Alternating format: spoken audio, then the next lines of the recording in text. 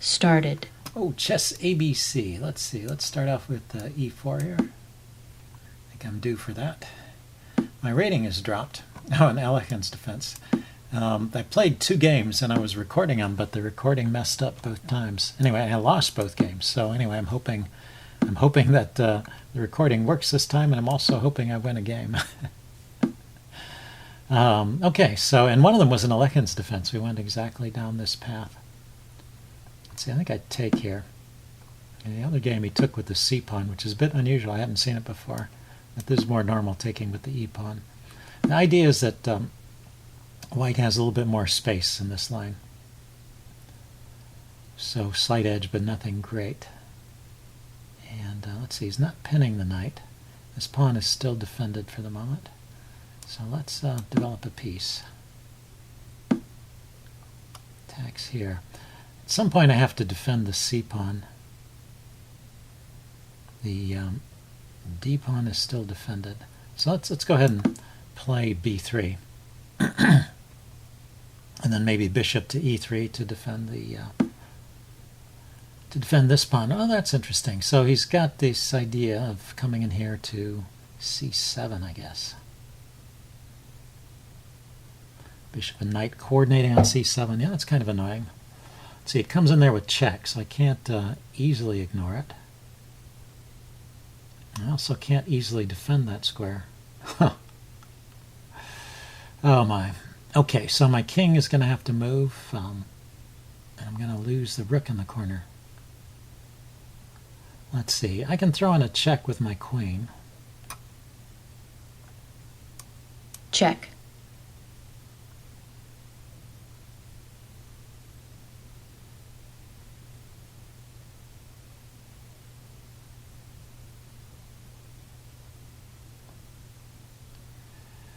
I was thinking maybe with the queens off I could play something like king to D2. And then the knight comes in here, it's not with check, and I have time to move my rook. But the only square for the rook puts it in line with the bishop, so I'm probably still in big trouble.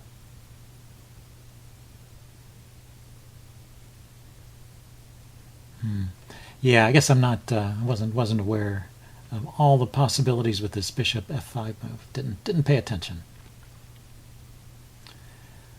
Which is what can happen. Okay, well, he's taking his time to think. That's a good sign, I guess.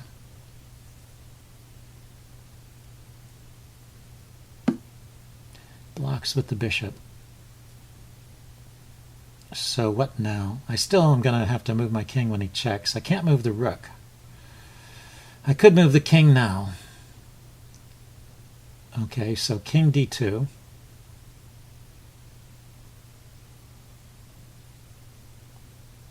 Blocking the bishop.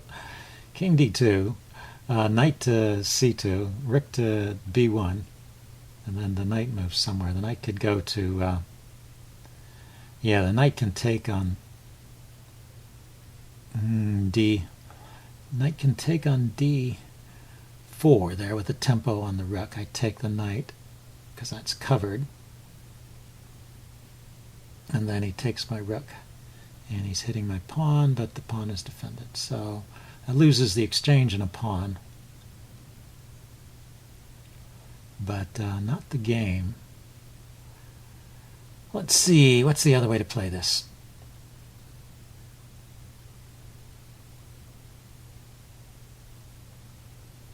Now, I should probably develop the bishop here, right? So that the rook has a square to move to. And then he comes in with check. Move the king, and then he takes the rook. Maybe it's possible to... yeah, it doesn't look possible. It doesn't look like I can even get a piece for the rook. It looks awful. Okay, let's see. I can attack his bishop. So that after the check and take rook, I take his bishop. Let's try that. Taking advantage of the pin on his bishop, so my knight's not hanging here.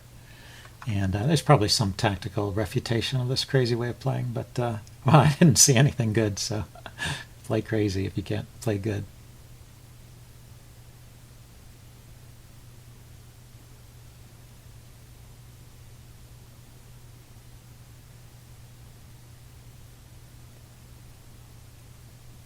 So I'm expecting a knight c2 check, king to d1. I don't want to go to d2 and block the bishop. And then knight takes rook and knight takes bishop. And I've got his knight trapped, maybe. So that would be good for me. So what else could he do? He could just drop the bishop back, but then I will trade the bishop off. And I'm still protecting the c2 square. Maybe I've found a way to survive. A very funny position.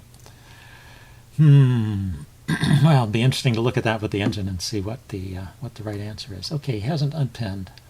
Okay, what he's doing is he's planning to take back with the queen, so he reinforces that threat on.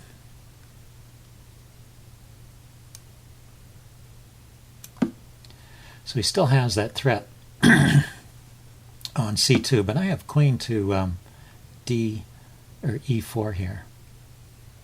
And what's he doing then? He's got this check, and I have to move my king, and he takes the rook. But if he takes the rook, then I take the queen. So he has to throw in queen takes. That's a little bit ugly. How about if I block with the knight? He could play the pawn forward.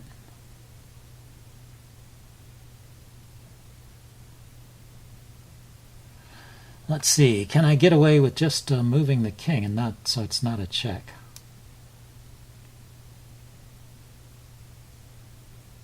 Yeah, now that there's a queen here, it's a little bit funny, but now that there's a queen here, knight to c2 can be answered by queen takes c2 if the king supports it.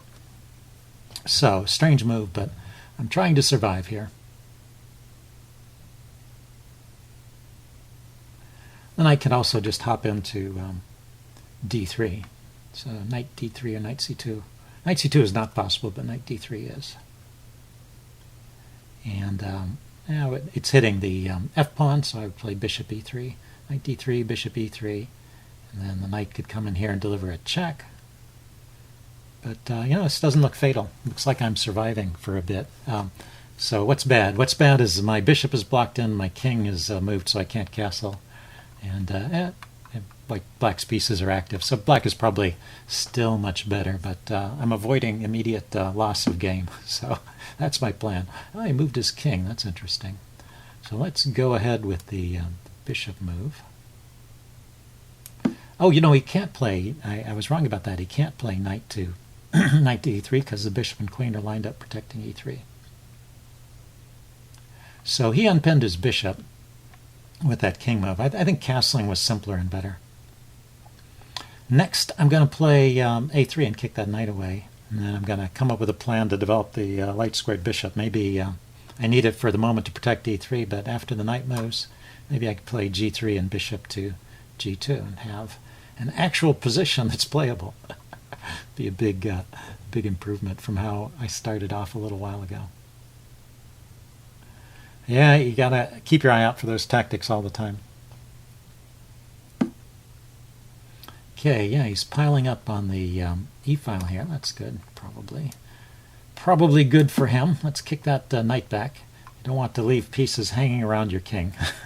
You never know when they might suddenly start to coordinate and cause trouble. So if I open up this diagonal, can his queen get on it? No, his queen can't access these squares, so I can play bishop to g2, I think.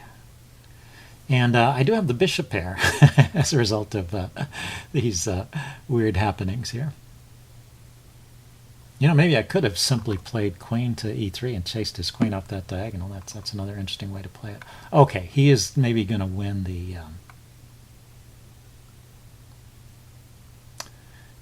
e-pawn. He's threatening to win the d-pawn, rather. Let's see. I could protect it with the knight or the queen. How about I protect with the queen, also unpinning the bishop? That gives up the f3 square. So queen to d2, he plays queen f3 check, and that picks up the rook in the corner. So it's better to give up that pawn than to suffer that kind of damage, right? Can I do something else? Yeah, if I push forward, he takes this knight with an attack on my rook, which is unfortunate. I'm attacking his knight too, but he takes the knight. Take the knight with check. King moves, or pawn takes, or king takes. And then I move the rook. Yeah, maybe that's a little better. Let's go for this. I was overlooking that that pawn goes with check.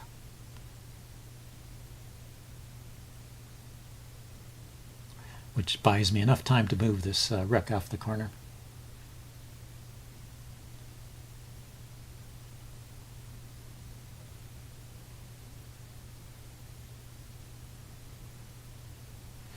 That his knight on c6 goes with check.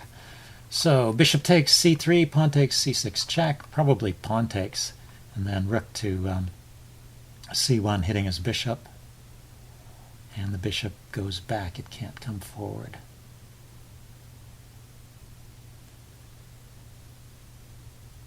And then I get bishop g2 in.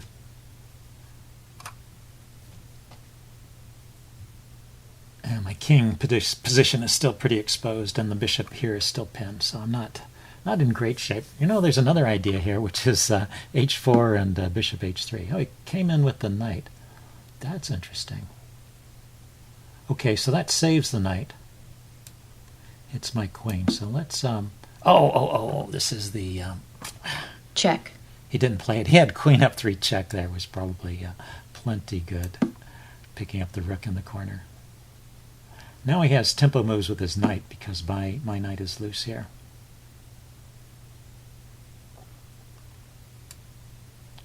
So he can take my knight and I can take his knight, or he can move the knight again and I can move my knight. There's no check with that knight. So really, I think, let's back up. Take a look at this right here. I gave up the f3 square, so just queen here, check. What am I going to play?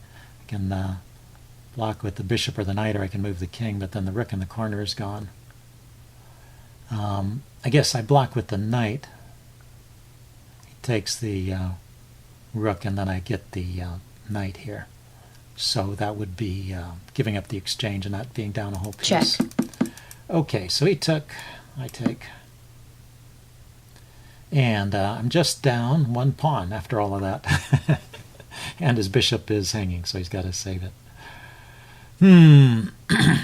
Yeah, there was definitely better for black. But this might be good enough to win anyway. But I have the bishop pair. It's not just out a pawn. And my king position is not as much of a problem when the queens are off. I can grab this pawn here, but he can try and trap my bishop. So pawn takes, bishop here. Bishop takes, pawn here, pawn forward. Let's throw this pawn forward first. He's not threatening to take anything over here, I don't think.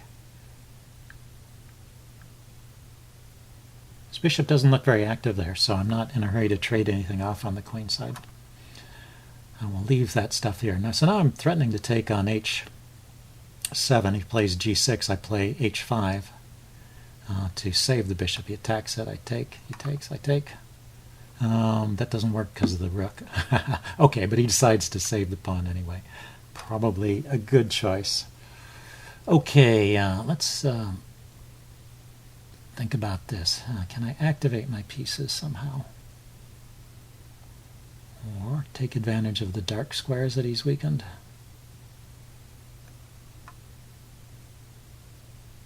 My rook is already on the 3rd rank, but the bishops are in the way from it swinging over. His king doesn't look easy to get to. The light squared bishop would be my best chance. So let's just keep undermining his pawns. Maybe I can open up a square for the bishop somehow.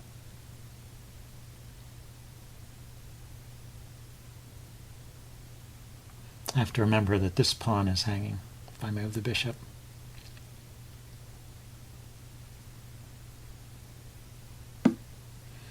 Okay, so he just goes there. That closes things off. I could take en passant and open things up in front of his king. I think I like that. Check.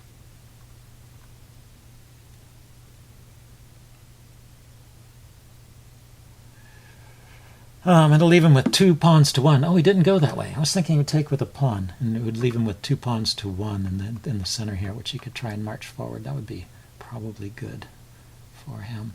So now this check here, if I could support a bishop on...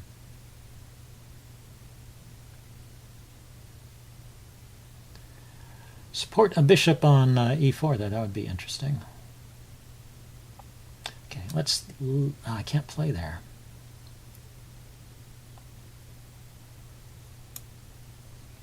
Let's take here. I'll try and activate my rook on the h file here.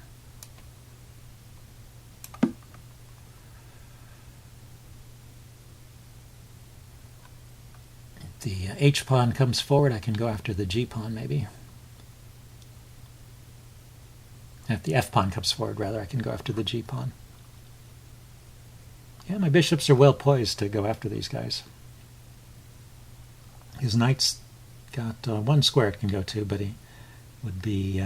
no, the king came over to defend... the king came over to defend g2, so the knight can move now. Okay, can I chase that rook away? Bishop here. Oh, I can just take here, right? Because his rook is undefended. That's the way you do it. Get my pawn back. Ah, that's clever. He takes a whole bishop. He's going to get 2 bishops for the rook and pawn. But I'm going to get my rooks on the 7th rank. So, interesting little shot and counter shot there. So there's a threat of checkmate here, right? Check rook to c. Ah, that didn't he didn't go for the checkmate. Oh, the yeah, that protects that pawn. That's too bad. The knight moving protects the c7 square. Otherwise, rook there was checkmate. Okay, he's going to take this pawn probably. I can take this pawn. So I think it's a race where you just got to grab pawns. The position will open up. And maybe I'll try and catch his pieces a little bit wrong-footed here. Maybe I can wiggle out with a draw. Yeah, it was well played. Chess ABC played a good game. And I got off to a bad start. Something about that bishop f5 line in the opening.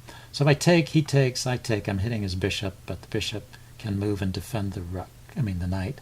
So it's not a problem. I was thinking maybe it's better to go after the this pawn over here. Okay, what's he doing? Is he mating me? He's got this check here. He is mating me. Oh, I missed that. That the knight was guarding the c2 square. A nice play by Chess ABC. Okay, I will upload this and do a postmortem.